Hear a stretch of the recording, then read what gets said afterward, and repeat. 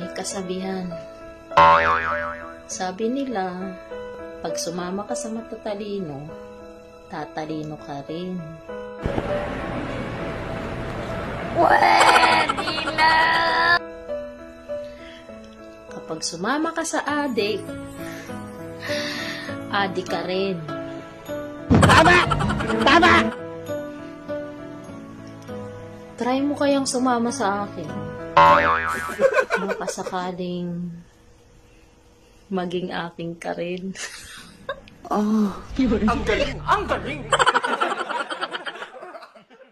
Baka sakaling maging Ayaw pa! Akin ka na lang, akin ka na lang.